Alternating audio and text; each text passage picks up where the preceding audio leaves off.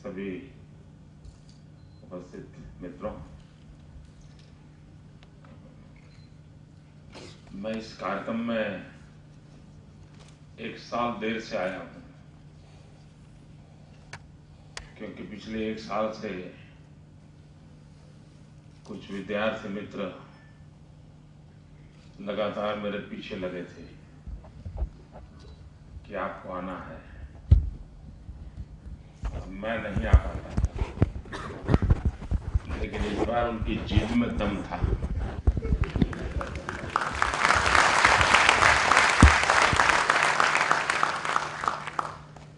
तो एक प्रकार से मैं आज इन नौजवान दोस्तों के आग्रह के बदौलत आपके बीच हूं, और ये मेरे लिए सबसे ज्यादा खुशी की बात है। करसन भाई मुझे बुलाए, वो बड़ा स्वाभाविक है और बुलाते भी रहते हैं, लेकिन नौजवान मित्र बुलाएं उसका आनंद और होता है। तो मैं इन विद्यार्थी मित्रों का आभारी हूं कि मुझे आज आप सबके बीच आने का अवसर मिला।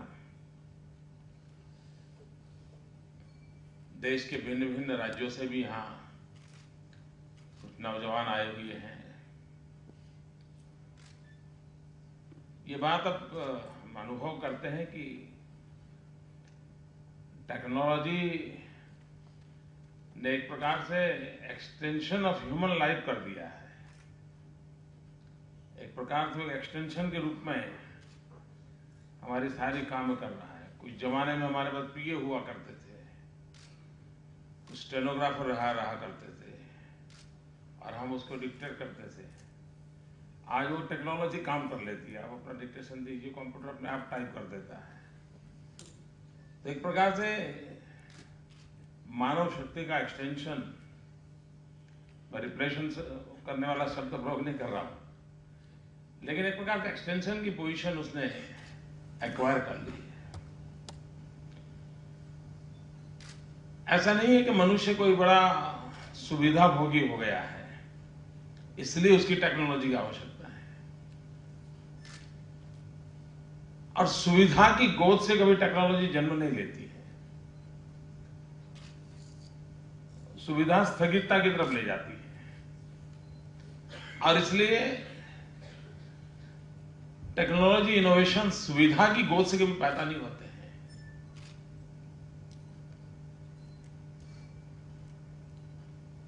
और न ही हमेशा जैसे पहले कहा जा सकता था कि आवश्यकता उसकी जननी है, रिक्वायरमेंट के कारण खोज होती है। कुछ तो खोज ऐसी होती है जो रिक्वायरमेंट पैदा कर रही है।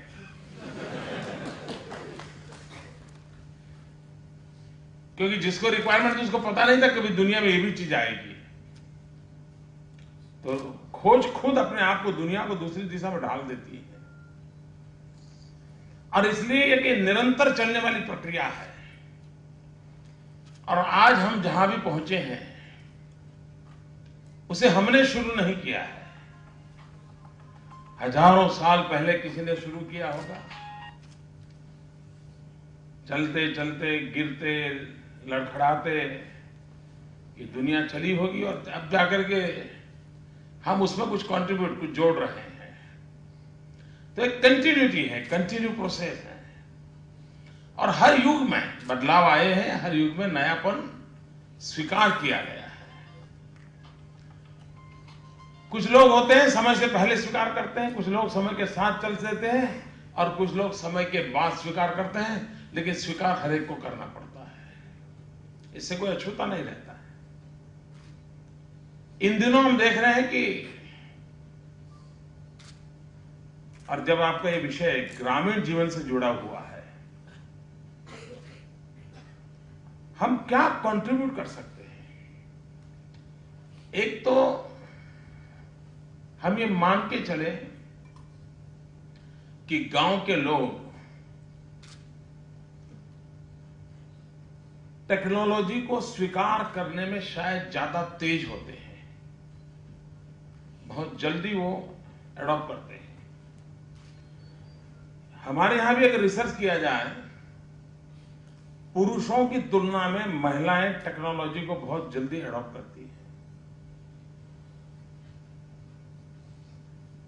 अब जितने टेक्नोलॉजी में इनोवेशंस हो रहे हैं सामान्य मानवी के उपयोग के, उसमें शायद 80% किचन से जुड़ी हुई चीजें होती है। अगर महिलाओं का ये टेम्परामेंट ना होता टेक्नोलॉजी को, अब एक परिवार में काम करने वाली गरीब अनपढ़ महिला भी आराम से ओवन चला लेती है। उसे फिगर अंग्रेजी में अंदर आते होंगे टाइमिंग के, उसको कोई प्रॉब्लम नहीं, वो सीख लेती है। ये 4 आया, ये 5 आया, वो कर लेती है। यानी ये भी जो सोच है कि इन चीजों को स्वीकार करने के लिए कोई बहुत बड़ा बेसिक नॉलेज चाहिए, और ये भी जरूरी नहीं है।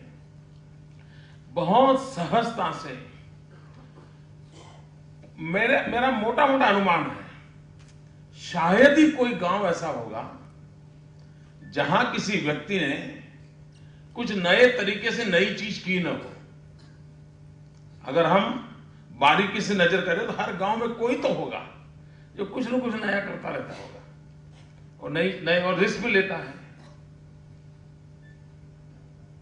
अभी मैं एक गांव में प्रोजेक्ट कर रहा था, ये एनवायरमेंट फ्रेंडली जीवन को लेकर के। अब शहरों में तो बड़ी चर्चा होती है, ग्रीन बिल्डिंग दिखना फलाना, बड़े बड़े शब्द भी होते हैं,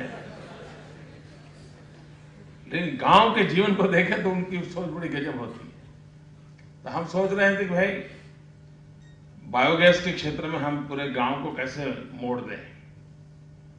तो भावनगर डिस्ट्रिक्ट में गांव हमने चुना, और सिंटेक्स कंपनी वालों ने एक छोटे सा घर में उपयोग आए, घर के कूड़े कचरे से, और 1-2 पशु हो तो बायोगैस और घर का कुकिंग का काम उससे हो सके, ऐसी अच्छी सी उन्होंने एक किट बनाई है।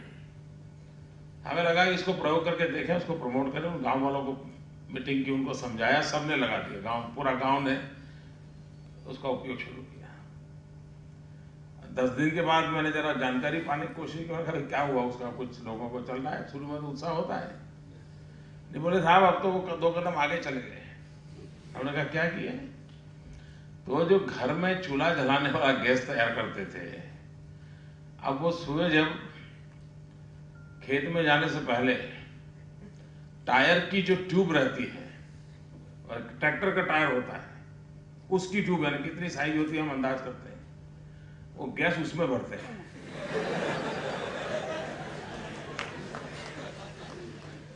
और फिर वो ट्यूब को उठा करके बैलगाड़ी में खेत ले जाते हैं, और खेत में पानी निकालने के लिए ऑयल इंजन को उससे चलाते हैं।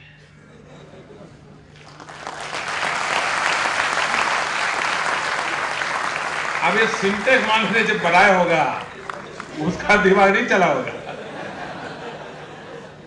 उसने जो अपना मार्केटिंग लिटरेचर तैयार किया है उसमें कहीं नहीं है। मैंने उनसे कहा कि अगर रॉयल्टी देते हो तो मैं आइडिया देता हूं।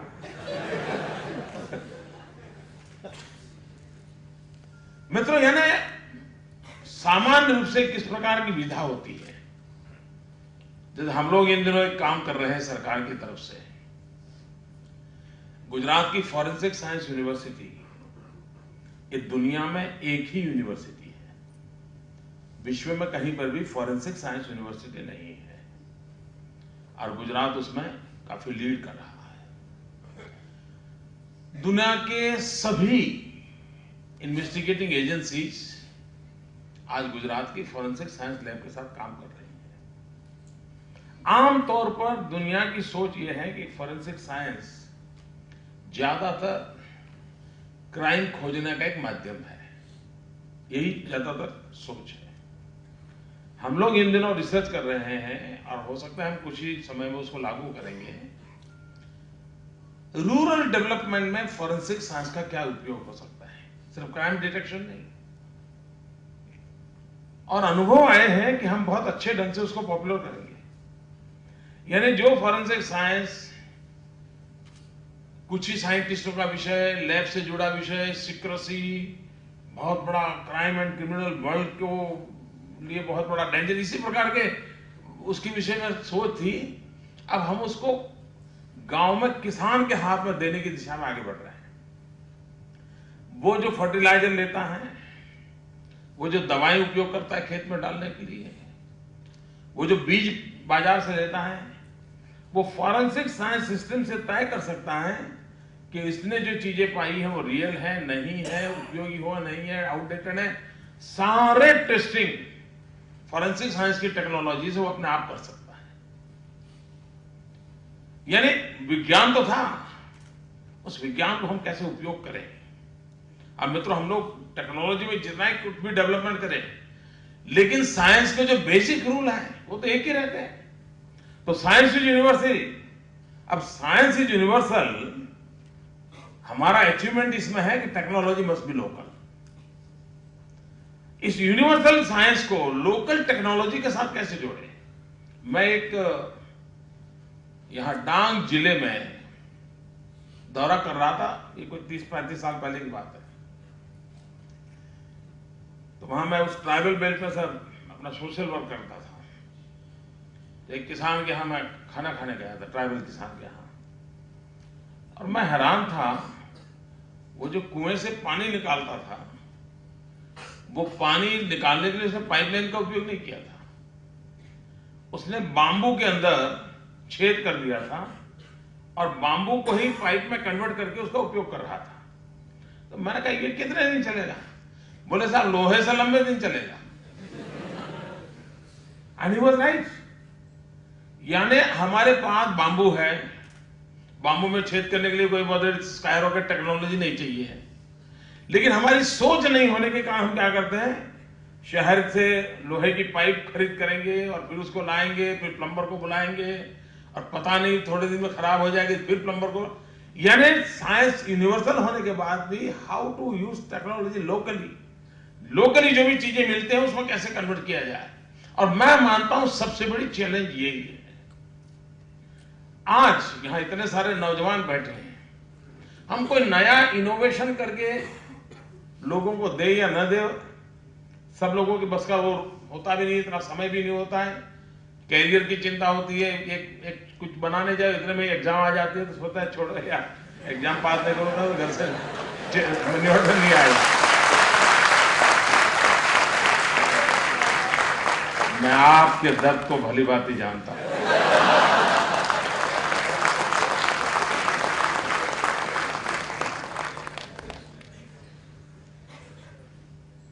तो मित्रों, एक काम हम कर सकते हैं क्या, अगर हम टेम्परामेंटली हर चीज को, जैसे जो ऑर्थोपेडिक डॉक्टर होते हैं और काफी एक्सपीरियंस होते हैं, अगर आप उनको मिलते हैं तो उनको आपका शरीर नहीं दिखता है, हड्डियां दिखती है, उनका नेचर ही वैसा बन जाता है। कौन सा जॉइंट ठीक है कौन सा नहीं है वही दिखता है इसको, आता तक मजबूत। अगर हम टेक्नोलॉजी में हैं तो ये गांव में काम आने वाली चीजों को हम जब देखें, इमीडिएटली हमें स्पार्क होता है, हाउ इट वर्क्स, ये कैसे काम कर रहा है। और फिर ये विचार आता है कि मैं इसी अवेलेबल व्यवस्था को और अधिक स्मूथ कर सकता हूं, कंफर्ट लेवल में बढ़ा सकता हूं।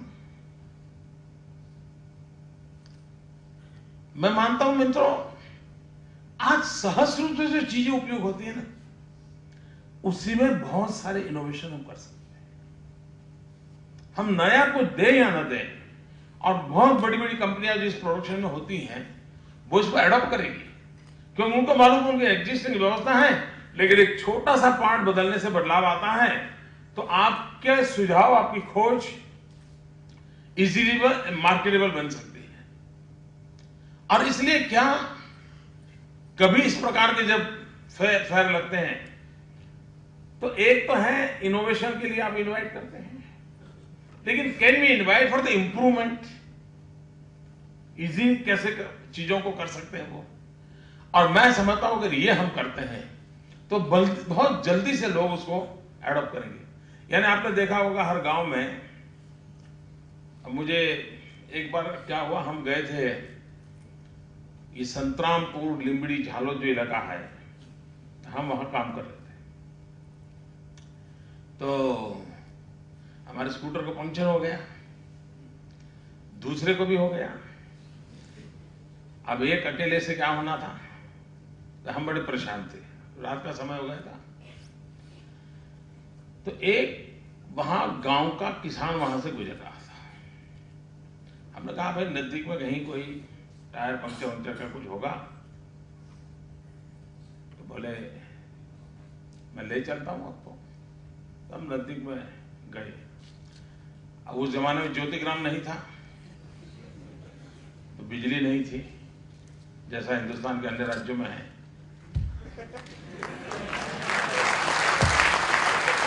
हमारे यहाँ भी ऐसा ही था।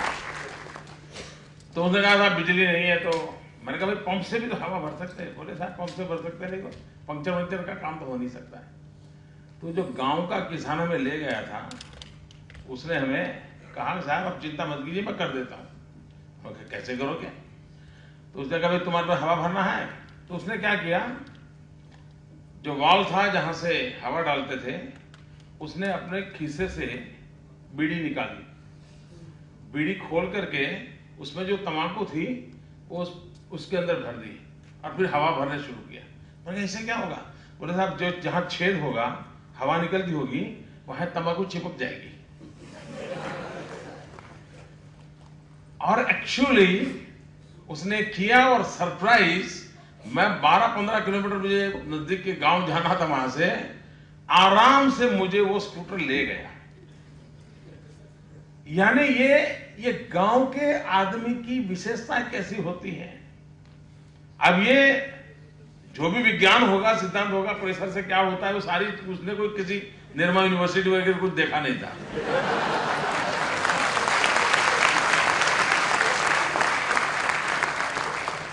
अब ये चीजें जो हैं, ऐसी चीजों को हम कैसे वैज्ञानिक सिद्धांतों के सहारे, टेक्नोलॉजी में सारे बेसिक नॉर्म्स के साथ जोड़ करके इन सारे सहज जो अनुभव होते हैं लोगों को, इसको कैसे करें। कई चीजें ऐसी हैं, जैसे अभी मुझे किसी ने बताया कि किसी एक व्यक्ति ने मिल्क कंटेनर तैयार किया है। और मिल्क कंटेनर ऐसा बनाया है, अभी मार्केट में आया कि मुझे मालूम नहीं, लेकिन उसने रिसर्च किया है। उसके अंदर दूध डालने के बाद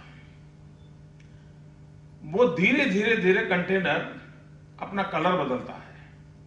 अगर दूध एक दिन कंटेनर में रहा तो एक कलर करता है, 2 दिन हो गया तो कलर और चेंज करता है। तो कंटेनर से दूध लेने कलर से पता चलता है 5 दिन पुराना दूध है, ये 7 दिन पुराना दूध है। अब ये कंज्यूमर के लिए बहुत बड़ी सेवा हो जाएगी। यानी कंटेनर खुद इंडिकेटर हो तो स्वाभाविक से पता चलेगा भाई मैं दूध कैसा ले रहा हूं। अब उसके अंदर आज दूध में एडल्ट्रेशन हो रहा है, तो शायद उसमें और कोई चीज जोड़ दें कि भाई एडल्ट्रेशन वाला मिल्क इसमें डालोगे तो सीधा ही कंटेनर का कलर ऐसा हो जाएगा, तो आप एडल्ट्रेट किया हुआ दूध नहीं उपयोग कर सकते। यानी चीजों को सहज रूप से कैसे उपयोग में लाया जाए। अभी एक सबसे बड़ी बीमारी है, आप यहां बैठे हैं तो चश्मा भूल जाएंगे, पेन भूल जाएंगे, मोबाइल फोन तो जरूर भूल जाएंगे। फिर दोस्तों को कहेंगे यार जरा मिस कॉल देने, आवाज आती है क्या कहीं से, तो उस आवाज की दिशा में मैं जाऊंगा। मित्रों, किसी ने हमें बताया था, हमने उसे देखा नहीं, पढ़ा भी नहीं, लेकिन ऐसा सुना है कि कुर्सी की टेक्नोलॉजी की रचना ऐसी होगी कि वो खुद आपको इन चीजों को भूलने से बचाएगी और वो इंडिकेट करेगी। जैसे ही आप सीट खाली करोगे तो कुछ अगर वहां रह गया है तो इट विल इंडिकेट, तो आप तुरंत उठा सकते हैं। यानी आपकी कुर्सी, अब ये मुख्यमंत्री वाली कुर्सी के लिए नहीं है,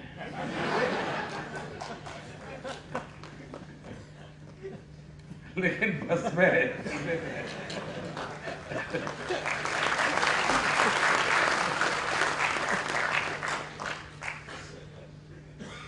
यानी इस प्रकार की चीजों को हम कैसे नई नई खोज कर सकते हैं। हमारे यहां अभी प्रधानमंत्री जी 3 हफ्ते पहले आंसू बहा रहे थे अच्छा वो बच गए, वो मीडिया में विवाद नहीं आया, लेकिन जैसे ही मैं बोला तो पत्रकार ने देख लिया कौन सा नंबर है टीवी में, ताकि एक शाम को यही आएगा। ये टेक्नोलॉजी वगैरह कुछ नहीं आएगा।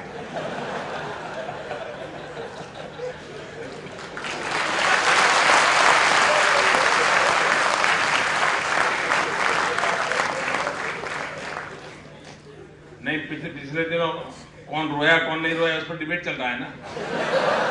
आंसू आए थे कि नहीं आए थे, आंसू आए तो सूख गए थे कि नहीं सूख गए, और देश का मीडिया 24 घंटे ये चर्चा कर रहा है।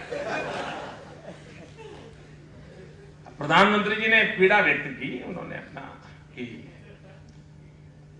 देश में जो माल न्यूट्रिशन है देश के लिए बड़ी शर्म है, ऐसा उन्होंने कहा। बाद में क्या किया पता नहीं, शर्म के मारे कुछ फिर सूझता नहीं है। क्या मित्रों हम इस पर कुछ रिसर्च कर सकते हैं? हम ऐसी टेक्नोलॉजिकल व्यवस्था करें ताकि बालक के ग्रोथ के साथ इन सारे पहलुओं को ध्यान रखा जाए, उसके फैमिली मेंबर्स को उसके इंडिकेटर्स मिलते चले जाएं, और हम बड़े कॉशियसली इन गरीब बच्चों की केयर कर सकें। ये सारी चीजें हो सकती हैं। जो टेक्नोलॉजी में है उनका दिमाग चलना शुरू होगा, हाँ यार ये हो सकता है, वो हो सकता है, ये हो सकता है, ये ऐसा तो एक चल ही रहा है, हो सकता है इसको थोड़ा इंप्रूव करे तो हो जाएगा। अब इन दिनों हमारे यहाँ जो माता मृत्यु दर, शिशु मृत्यु दर, इन्फेंट मोर्टेलिटी रेट, हिंदुस्तान का बड़ा चिंताजनक स्थिति है। और ह्यूमन डेवलपमेंट इंडेक्स में दुनिया के अंदर 127 नंबर पर हम खड़े हैं। अब 21वीं सदी, हिंदुस्तान की सदी, ये सपना देखने वाले लोग 127 नंबर पर खड़े हैं।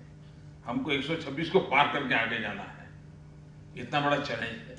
और उसमें एक रुकावट का सबसे बड़ा कारण है इन्फेंट मोर्टेलिटी रेट। अब हमारे यहाँ ऐसे 9 महीने से पहले अगर बच्चा पैदा हो गया तो उसकी जिंदगी का बहुत बड़ा संकट होता है, उसको कैसे बचाना, तो इंक्यूबेटर का उपयोग करते हैं, उसको स्पेशली केयर करते हैं। अब आज जो इंक्यूबेटर हॉस्पिटल में होते हैं बहुत महंगे होते हैं, तो $2,000 के इंक्यूबेटर होते हैं। ये हमने सुना है किसी ने, हिंदुस्तान में किसी नौजवान ने इस पर काम किया है, और $20-25 में वो इंक्यूबेटर बना रहा है, और उसकी सर्विस देने की ताकत वैसी ही जैसी वो बड़े ब्रांडेड कंपनियों के इंक्यूबेटर की होती है। अब ये सहज रूप से हर डॉक्टर बता सके इतना कम कैसे में आ जाएगा, सरकार के CSC PSC में रखा जाए, इसका ये होगा, तो हम कितनों की जिंदगी बचा दे सकते हैं। यानी हम भला कर पाए या न कर पाए, हम कोई नई खोज करके दुनिया को कुछ दे पाए या न दे पाए, लेकिन जिन संकटों से वो जूझ रहा है, क्या हम उसको सहारा दे सकते हैं, उसको हाथ पकड़ सकते हैं टेक्नोलॉजी के माध्यम से? ये अपने आप में बहुत बड़ी सेवा हो सकती है। मित्रों, मैं आप सबको बहुत शुभकामनाएं देता हूं। आप की विधा, क्योंकि हिंदुस्तान दुनिया का सबसे युवा देश है, और ये इसका बहुत बड़ा एडवांटेज है इस देश को। हम युवा शक्ति का कैसे उपयोग करें उस पर निर्भर करता है। और मुझे जो लगता है कि हम जितना टेक्नोलॉजी को प्राधान्य देंगे, उतना ही हम इस देश को विश्व की स्पर्धा में आगे ले जाने में सफल होंगे। ये वर्ष स्वामी विवेकानंद के 150 ईयर्स बर्थ एनिवर्सरी का ईयर है। गुजरात सरकार ने इसको युवा वर्ष के रूप में, युवा शक्ति वर्ष के रूप में मनाना तय किया है। लेकिन इसमें हमारी प्राथमिकता है स्किल डेवलपमेंट, और स्किल डेवलपमेंट के अंदर हम हजारों प्रकार के नई विधाओं को नौजवानों के हाथ तक पहुंचाना चाहते हैं। उसका हम कैसे उपयोग करें, उस दिशा में हम काम कर रहे हैं। आने वाले दिनों में काफी हम काम करने वाले हैं, उसका लाभ नौजवानों को मिलेगा। क्योंकि कभी कभी क्या होता है, डिग्री होती है डिग्रीधारी बहुत लोग मिलते हैं, उसकी कोई कमी नहीं है। आचार्य धर्माधिकारी के जीवन की एक अच्छी मजेदार कथा है। विनोबा जी के वो साथी थे, अच्छे चिंतक थे, बड़े गांधीयन थे।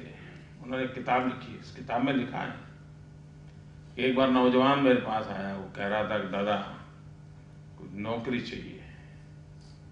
दादा ने कहा ठीक है भैया, हो क्या आता है तुम्हें? जवाब दिया मैं ग्रेजुएट हूं। दोबारा पूछा तुम्हें नौकरी चाहिए ना? बोले हाँ नौकरी चाहिए। तुम्हें क्या आता है? बोले मैं ग्रेजुएट हूं। ना ठीक है ग्रेजुएट हूं, आता क्या है? नहीं बोले मैं ग्रेजुएट हूं। तो उन्होंने पूछा अच्छा तुम्हें ड्राइविंग आता है? तो बोले नहीं। स्विमिंग आता है? बोले नहीं। बर्तन साफ करना आता है? नहीं बोले बर्तन साफ करना भी नहीं आता है। खाना पकाना आता है? बोले नहीं आता है। कपड़ों को प्रेस करना आता है? बोले नहीं आता। बोले मैं ग्रेजुएट हूं। अब ये उन्होंने सत्य घटना लिखी है, संवाद, लेकिन ये हमें बहुत बड़ा संदेश देती है कि जीवन को हुनर चाहिए। स्किल डेवलपमेंट बहुत बड़ा रोल प्ले करता है, और इसलिए हमारा आग्रह है और हम प्रयास कर रहे हैं कि हम ज्यादा से ज्यादा स्किल डेवलपमेंट के काम को कैसे, और स्किल डेवलपमेंट एक ऐसी चीज है, हम इवन पढ़ते हो तो भी 2 वीक का, 3 वीक का, 4 वीक का कहीं पर भी स्किल डेवलपमेंट प्रोग्राम चलता है, तो रेगुलर हमने भी अपने आप में जीवन में कुछ न कुछ सीखते रहना चाहिए। हम बहुत बड़ी मात्रा में इस दिशा में आगे बढ़ रहे हैं, और मेरा मत है मित्रों कि अगर जिंदगी में सफल होना है इस युग में, मैं सनातन बात नहीं बताता हूं, इस कालखंड में 3 चीजें प्रमुख रूप से रोल करेंगी: स्किल, विल, जिल। अरे स्किल, विल एंड जिल, स्किल प्लस विल प्लस जिल इज इक्वल टू विन। विजय तभी होता है अगर ये हम मन में लेकर के चलते हैं, तो हम काफी कुछ कर सकते हैं। मेरी आप सबको बहुत शुभकामनाएं। धन्यवाद।